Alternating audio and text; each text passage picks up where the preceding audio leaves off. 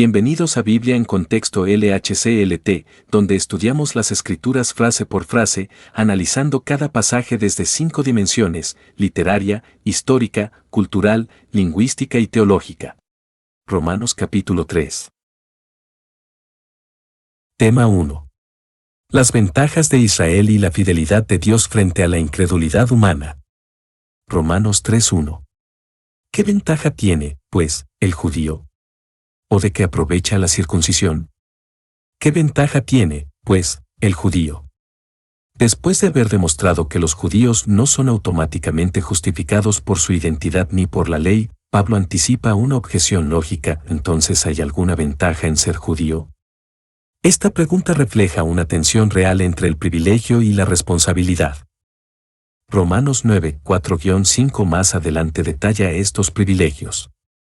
Esta frase demuestra que Pablo no niega la importancia del judaísmo, sino su malentendido como garantía de salvación. ¿O de qué aprovecha la circuncisión? La pregunta extiende el razonamiento: si la circuncisión nos salva, ¿tiene algún valor?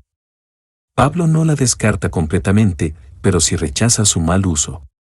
Gálatas 5:6, ni la circuncisión vale algo, sino la fe que obra por el amor. Esta frase aclara que los símbolos son útiles solo cuando apuntan a realidades espirituales. Aquí se prepara el camino para destacar el beneficio legítimo de recibir la revelación divina. Romanos 3:2. Mucho, en todas maneras. Primero, ciertamente, que les ha sido confiada la palabra de Dios. Mucho, en todas maneras. Pablo responde afirmativamente: si hay beneficios. Aunque no garantiza salvación, ser judío conlleva privilegios espirituales importantes. Deuteronomio 4, 7-8, ¿qué nación grande hay que tenga estatutos y juicios justos como toda esta ley? Esta frase muestra que tener acceso a la verdad de Dios es una bendición invaluable. La ventaja está en la luz recibida, no en el linaje en sí. Primero, ciertamente, que les ha sido confiada la palabra de Dios. El primer gran privilegio del pueblo judío fue recibir las Escrituras. Salmo 147, 19-20, no ha hecho así con ninguna otra de las naciones. La frase, les ha sido confiada, indica una responsabilidad, no solo un honor. Tener la palabra es ser custodios de la revelación divina.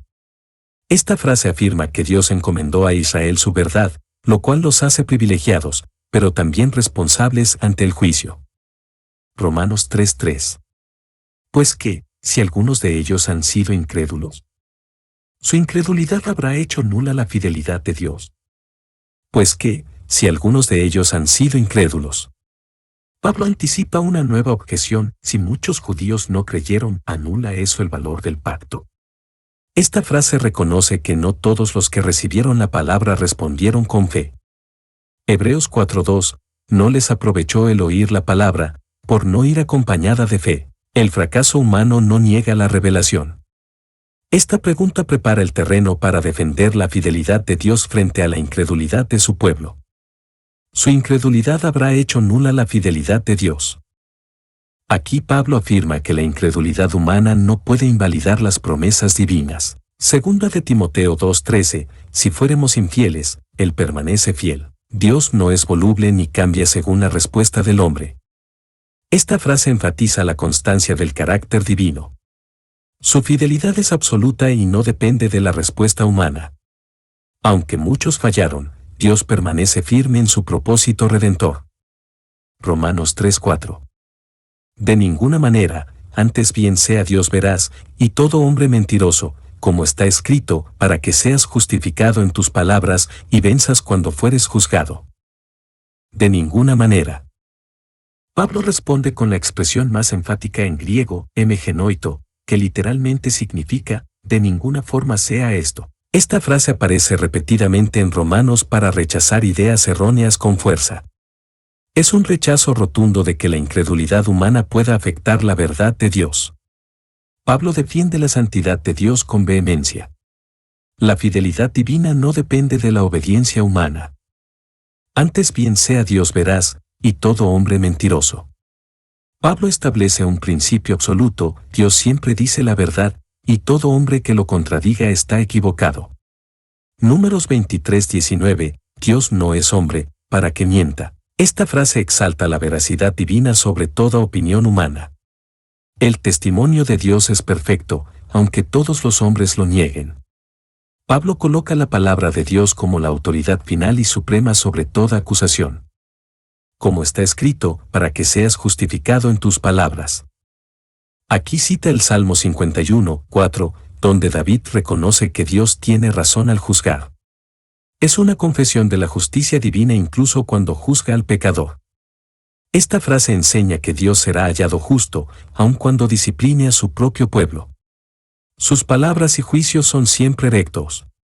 Pablo usa la Escritura para validar que Dios no falla, aun cuando reprende, su justicia permanece intachable. Y venzas cuando fueres juzgado. Dios nunca será vencido en juicio. Aunque el hombre lo acuse, él siempre saldrá victorioso y justificado. Job 40:2 ¿Es sabiduría contender con el Omnipotente? Esta frase cierra reafirmando que toda acusación contra Dios es injusta. En cualquier tribunal celestial o humano, Dios siempre prevalecerá. Pablo deja claro que su justicia es absoluta, su fidelidad inquebrantable y su verdad inviolable. Romanos 3:5. ¿Y si nuestra injusticia hace resaltar la justicia de Dios, qué diremos? ¿Será injusto Dios que da castigo? Hablo como hombre, punto. ¿Y si nuestra injusticia hace resaltar la justicia de Dios? Pablo plantea una objeción humana: si el pecado humano contrasta y exalta más claramente la santidad divina, ¿entonces no cumple un propósito útil? Esta lógica torcida sugiere que el mal puede servir al bien. Pero Isaías 5:20 advierte: «Ay de los que a lo malo dicen bueno». Esta frase revela cómo la mente caída busca justificar su rebelión. Pablo la cita no para aprobarla, sino para refutarla. ¿Qué diremos? ¿Será injusto Dios que da castigo? Esta pregunta lleva la lógica al extremo: si Dios se glorifica al juzgar el pecado, ¿es injusto al castigar al pecador? Es una idea blasfema, pero común en corazones endurecidos. Romanos 9:14 también responde esta clase de objeciones. Esta frase presenta el conflicto entre la justicia humana limitada y la justicia divina perfecta. Pablo está construyendo el argumento para rechazar por completo esta manera de pensar. Hablo como hombre, punto. Pablo aclara que está hablando desde la lógica humana, no desde la revelación divina. Usa esta aclaración para distanciarse del razonamiento absurdo que está refutando.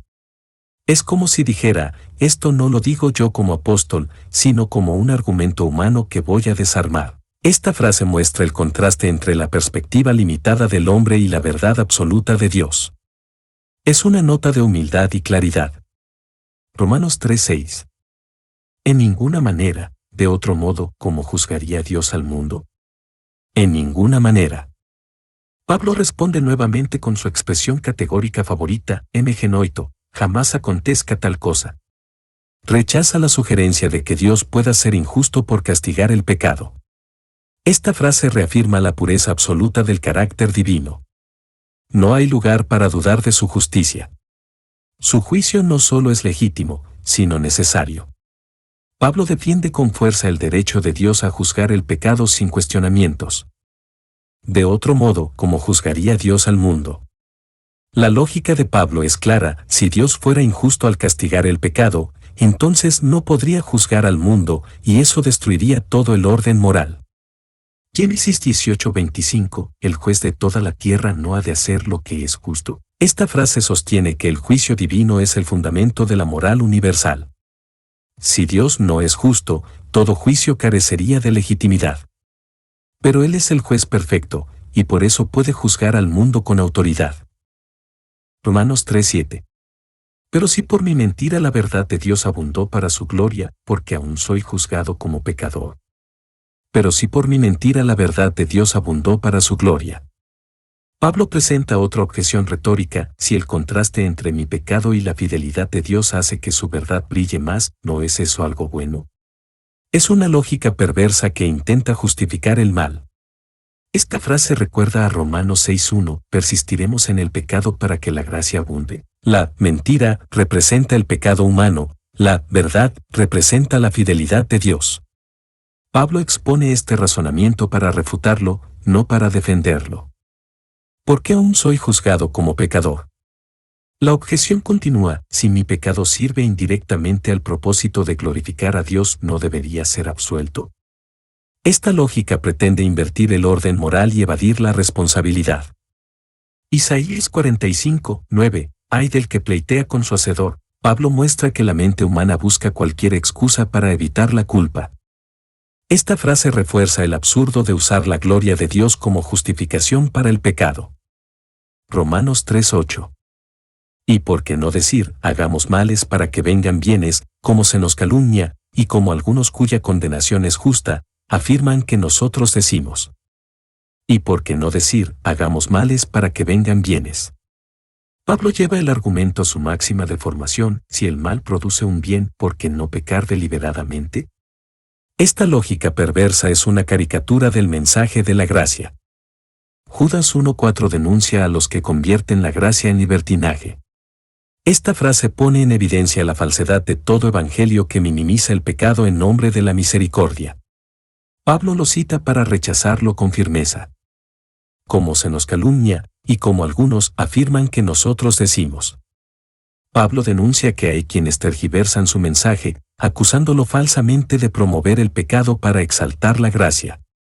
Hechos 21:28 muestra que Pablo era frecuentemente malinterpretado. Esta frase demuestra que los opositores del Evangelio distorsionan su enseñanza para desacreditarla. Pablo deja claro que nunca ha enseñado tal cosa, y que tal acusación es falsa y malintencionada, cuya condenación es justa. Pablo concluye con una afirmación solemne: los que enseñan o defienden este tipo de pensamiento merecen plenamente el juicio de Dios. Gálatas 1:8, si alguno os predica diferente evangelio, sea anatema. Esta frase pone fin a la objeción con una declaración definitiva. No hay excusa ni justificación para pervertir el evangelio. El juicio sobre quienes corrompen la verdad es justo, necesario y seguro. Tema 2. La condición pecaminosa universal: tanto judíos como gentiles están bajo pecado. Romanos 3:9. ¿Qué, pues? ¿Somos nosotros mejores que ellos? En ninguna manera, pues ya hemos acusado a judíos y a gentiles que todos están bajo pecado. ¿Qué, pues? ¿Somos nosotros mejores que ellos? Pablo, incluyendo a los judíos en la pregunta, responde a una posible actitud de superioridad. Romanos 2:1-3 ya ha mostrado que el juicio religioso no nos absuelve. Esta frase confronta el orgullo espiritual que supone que tener la ley o ser parte del pueblo escogido nos hace moralmente superiores. Pablo deja claro que nadie tiene ventaja moral ante Dios por herencia, cultura ni religión. En ninguna manera. Nuevamente aparece la fórmula rotunda M genoito, de ninguna forma. Es la sexta vez que Pablo usa esta expresión para rechazar un pensamiento erróneo. Gálatas 6:14, lejos esté de mí gloriarme, sino en la cruz de nuestro Señor Jesucristo. Esta frase enfatiza que no hay espacio para jactancia humana en la salvación. Todo el mundo está en el mismo nivel de necesidad, culpable y en ruina moral. Pues ya hemos acusado a judíos y a gentiles. Pablo hace referencia al desarrollo doctrinal desde Romanos 1:18 hasta aquí, donde ha demostrado que tanto gentiles como judíos son pecadores. Romanos 3:23 lo resumirá: por cuanto todos pecaron. Esta frase declara que toda la humanidad ha sido expuesta bajo el mismo juicio. No hay grupo que quede fuera. El pecado no distingue raza, cultura ni religión. Que todos están bajo pecado. Esta es una de las afirmaciones más absolutas de toda la Biblia: todos, sin excepción, están bajo el dominio y la culpa del pecado. Gálatas 3:22, la Escritura lo encerró todo bajo pecado. La expresión indica esclavitud legal y moral. El pecado no es solo acción, sino una condición. Esta frase sella la acusación universal: todos están en bancarrota espiritual, sin esperanza fuera de Cristo. Romanos 3:10. Como está escrito, no hay justo, ni aun uno. Como está escrito. Pablo ahora apela directamente a la autoridad de las Escrituras para respaldar su afirmación sobre la condición humana.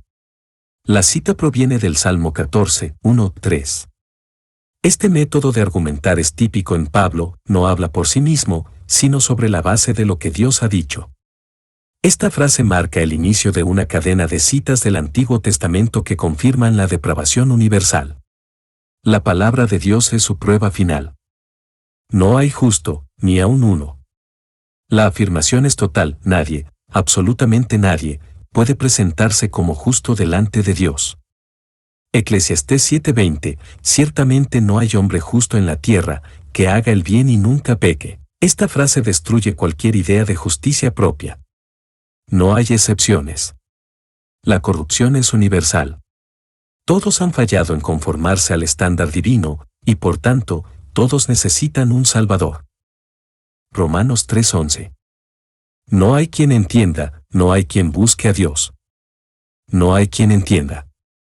Pablo continúa citando el Salmo 14, mostrando la ceguera espiritual del ser humano. 1 Corintios 2:14, el hombre natural no percibe las cosas que son del Espíritu de Dios. El entendimiento aquí no es intelectual, sino espiritual. Esta frase revela que, sin la obra del Espíritu, el hombre no puede comprender ni aceptar la verdad de Dios. La mente caída está entenebrecida y endurecida. La ignorancia es voluntaria, no inocente. No hay quien busque a Dios.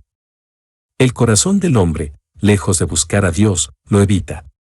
Isaías 53:6, todos nosotros nos descarriamos como ovejas. Esta frase muestra que incluso las apariencias de espiritualidad humana están corrompidas y no nacen de un corazón regenerado. Juan 6:44, ninguno puede venir a mí si el Padre no le trajere. El ser humano, en su estado natural, huye de Dios en lugar de buscarlo. Solo la gracia cambia esta condición. Romanos 3:12. Todos se desviaron, a una se hicieron inútiles, no hay quien haga lo bueno, no hay ni siquiera uno. Todos se desviaron. La idea es de apartarse voluntariamente del camino recto.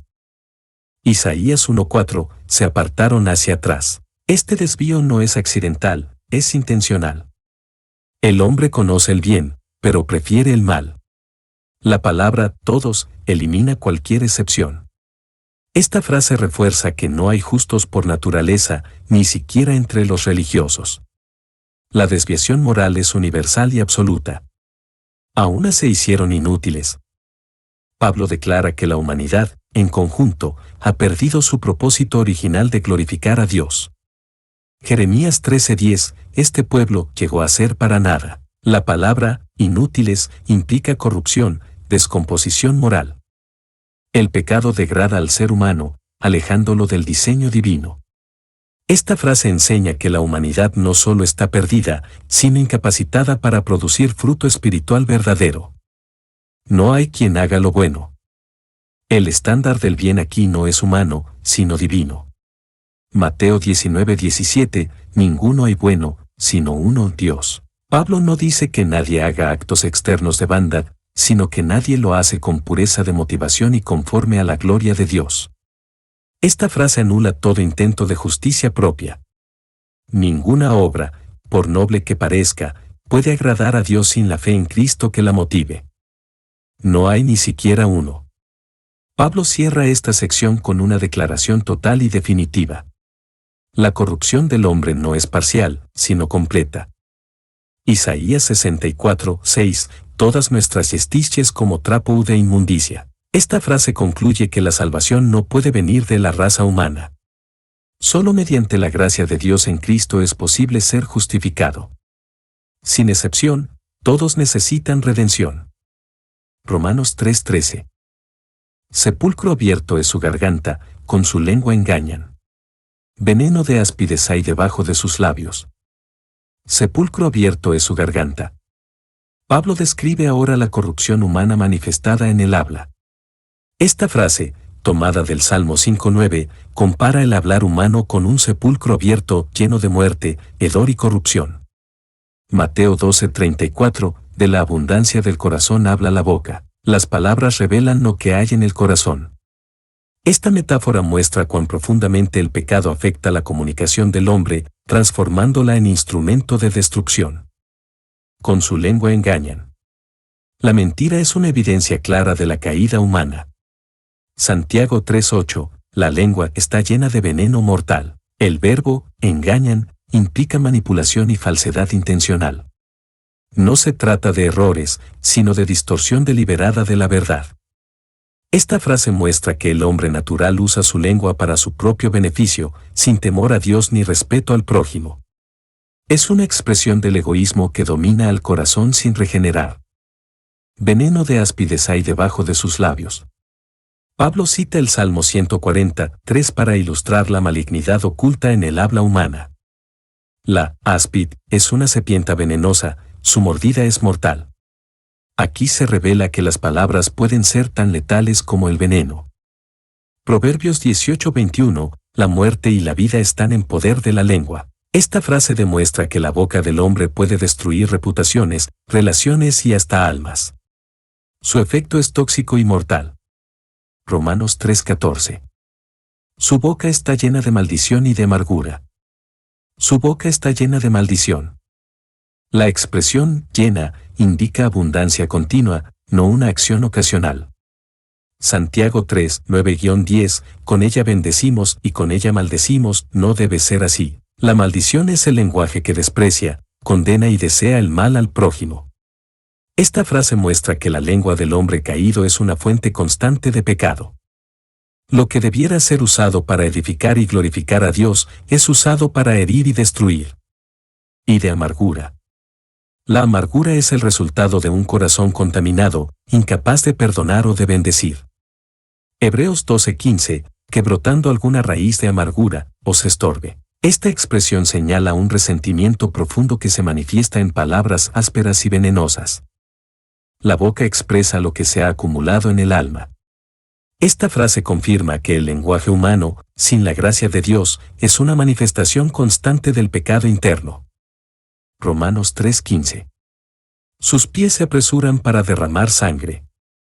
Sus pies se apresuran para derramar sangre. Esta frase, tomada de Isaías 59:7, describe la disposición violenta del ser humano caído. Se apresuran, indica impaciencia por hacer el mal. Desde Caín, la historia humana está marcada por la violencia. Génesis 6:11, la tierra estaba llena de violencia. Esta frase muestra que la maldad no es pasiva, sino activa y rápida. El pecado no solo habita en el corazón, sino que se mueve con rapidez hacia el daño. Romanos 3:16. Quebranto y desventura hay en sus caminos. Quebranto y desventura hay en sus caminos. Los caminos del pecador están marcados por destrucción.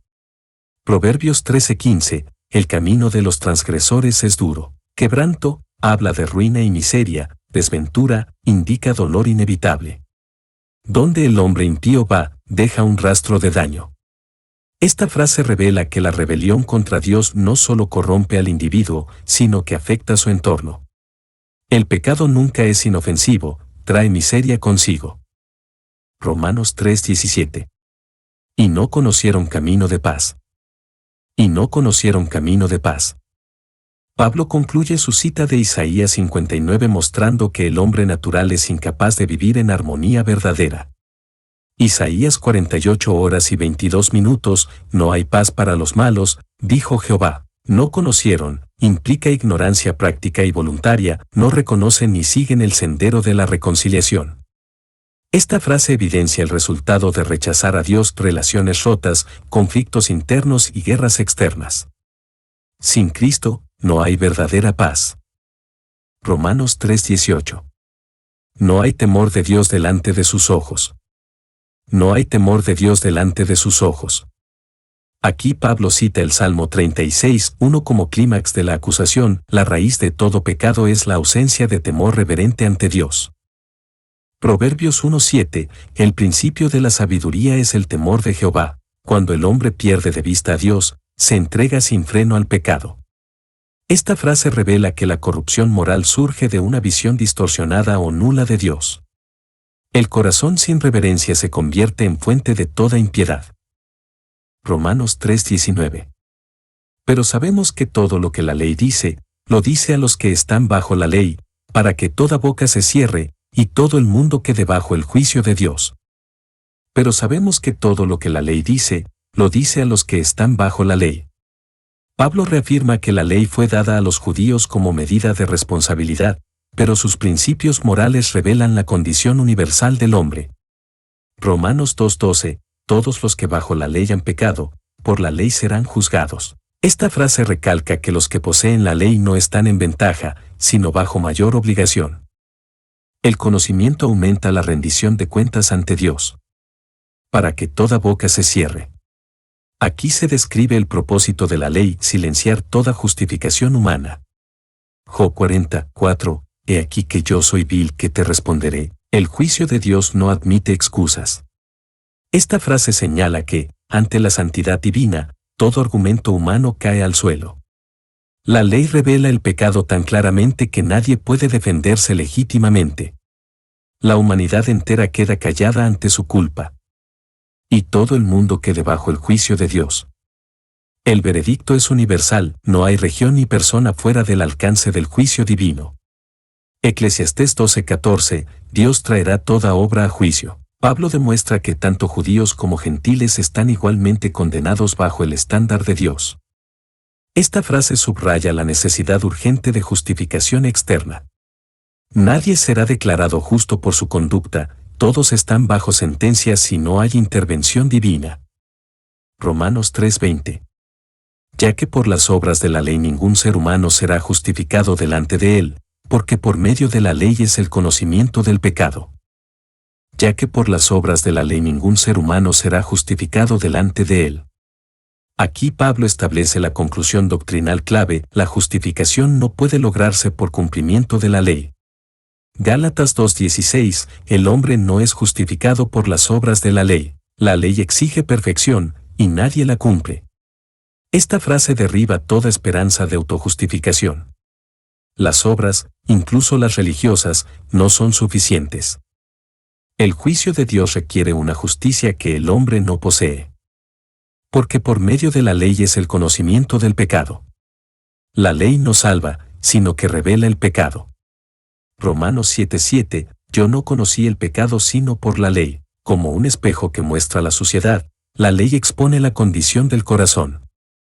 Esta frase define claramente el papel de la ley: no es una escalera al cielo, sino una luz que revela la necesidad de un Salvador. Solo la gracia, no la ley, puede justificar al pecador. Tema 3. La justicia de Dios manifestada aparte de la ley mediante la fe en Jesucristo.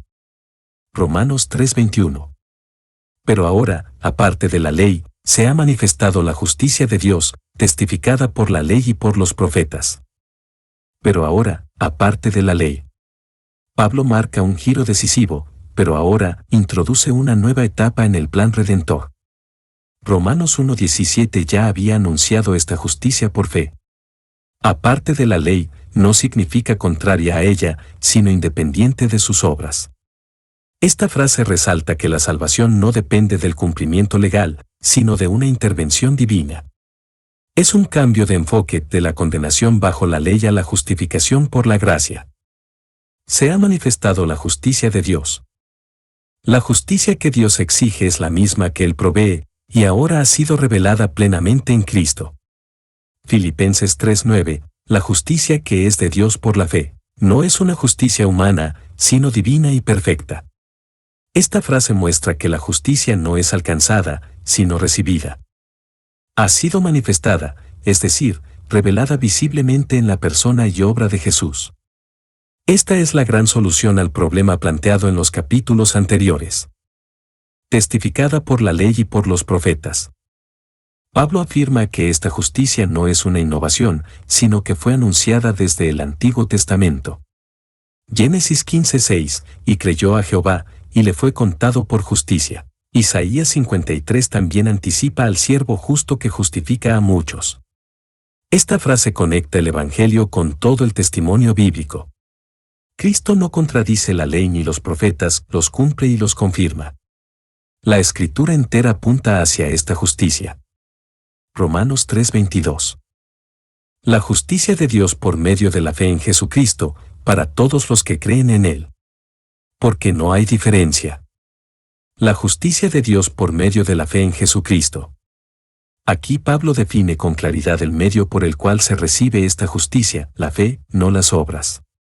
Gálatas 2:16, creímos en Jesucristo, para ser justificados por la fe. Es una confianza personal, viva, depositada en Cristo como Señor y Salvador. Esta justicia viene de Dios, es perfecta, y se obtiene no por mérito, sino por fe. Esta frase es el corazón del Evangelio: Dios ofrece gratuitamente lo que el hombre no puede producir. Para todos los que creen en Él. La oferta es universal, pero su recepción es personal, todos que creen. Juan 1:12, a todos los que le recibieron, les dio potestad de ser hechos hijos de Dios. No hay otro requisito más que la fe genuina en Cristo. Esta frase enfatiza la accesibilidad del Evangelio. No está limitada por raza, cultura o condición moral. Dios no hace acepción de personas, su justicia está disponible para todo el que cree. Porque no hay diferencia.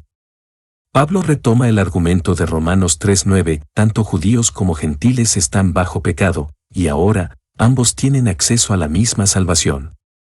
Hechos 15:9, ninguna diferencia hizo entre nosotros y ellos. Esta frase prepara el terreno para la declaración del versículo 23.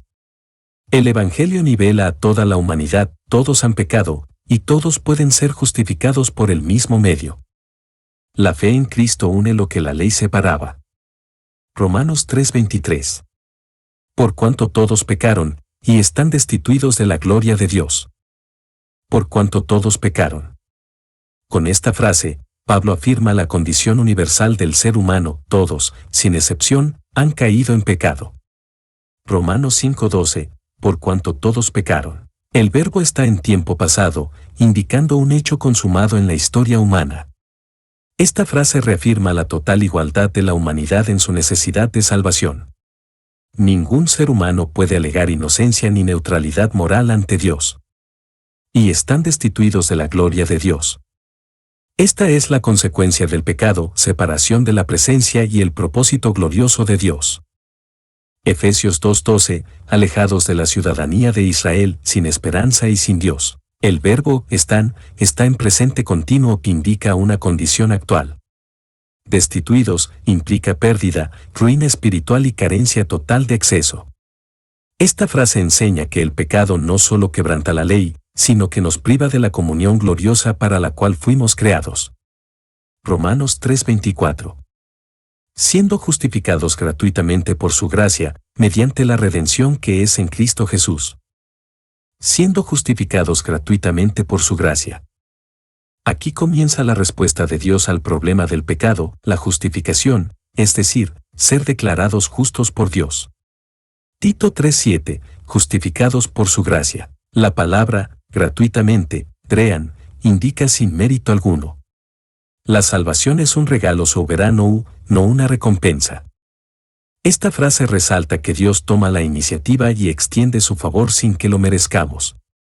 No se puede comprar, solo recibir por fe. Mediante la redención que es en Cristo Jesús. La base de esta justificación es la obra redentora de Cristo. Efesios 1:7, en quien tenemos redención por su sangre. Redención, apoltresis, alude al pago de un precio para liberar a un esclavo. Cristo es el sustituto que pagó la deuda con su sangre. Esta frase establece que la salvación no es por medios humanos ni religiosos, sino exclusivamente por la obra de Cristo en la cruz. Fuera de Él no hay redención posible. Romanos 3:25. A quien Dios puso como propiciación por medio de la fe en su sangre, para manifestar su justicia, a causa de haber pasado por alto, en su paciencia, los pecados pasados. A quien Dios puso como propiciación por medio de la fe en su sangre. Pablo afirma que Cristo fue designado por Dios como propiciación, hilastrión, es decir, un sacrificio que satisface la justicia divina y aparta la ira. Levítico 16:15-16 presenta esta imagen en el día de la expiación. No es el hombre quien ofrece, sino Dios quien proveyó el sacrificio. Esta frase muestra que el acceso al perdón no es universal, sino, por medio de la fe en su sangre, confiando plenamente en la muerte sustitutiva de Cristo. Para manifestar su justicia. El propósito de la cruz no solo fue salvar al pecador, sino también exaltar la justicia divina. Salmo 85 horas y 10 minutos, la justicia y la paz se besaron. En la cruz, Dios demuestra que no tolera el pecado, sino que lo juzga en su Hijo. Esta frase enseña que la cruz no compromete la justicia de Dios, sino que la satisface perfectamente. El Evangelio no es permisividad, sino justicia redentora. A causa de haber pasado por alto, en su paciencia, los pecados pasados. Dios, en su paciencia, no castigó inmediatamente muchos pecados del pasado, pero no los ignoró. Hechos 17:30, Dios, habiendo pasado por alto los tiempos de esta ignorancia, el perdón antes de la cruz fue provisional, basado en el sacrificio venidero. Esta frase aclara que Dios no fue injusto al perdonar antes de Cristo, simplemente esperaba el cumplimiento definitivo en el Calvario. Romanos 3:26. Con la mira de manifestar en este tiempo su justicia, a fin de que Él sea el justo, y el que justifica al que es de la fe de Jesús. Con la mira de manifestar en este tiempo su justicia. Pablo reafirma que la cruz es la máxima revelación de la justicia divina. En Cristo, Dios no pasó por alto el pecado, lo castigó en un sustituto. Gálatas 4:4, cuando vino el cumplimiento del tiempo, Dios envió a su Hijo. Esta frase enseña que el Evangelio no solo salva, sino que revela cómo Dios puede ser justo y misericordioso al mismo tiempo. La cruz es el punto donde ambas se encuentran sin conflicto. A fin de que Él sea el justo. Dios no compromete su santidad al perdonar. Isaías 45 horas y 21 minutos, un Dios justo y salvador. En la cruz, Él demuestra que no ignora el pecado, sino que lo trata con la máxima seriedad. Esta frase corrige la falsa idea de que Dios relaja su justicia al salvar. Por el contrario, su justicia es plenamente vindicada, el pecado no queda impune, queda pagado por Cristo. Y el que justifica al que es de la fe de Jesús. El resultado glorioso de la cruz es que Dios puede declarar justo al pecador que cree en Jesús. Romanos 4:5, al que no obra, pero cree, su fe le es contada por justicia. Esta frase deja claro que la justificación es por fe, no por méritos. El pecador no se justifica a sí mismo, es Dios quien lo justifica. Y lo hace sin violar su justicia, porque el precio fue pagado en su totalidad por Cristo.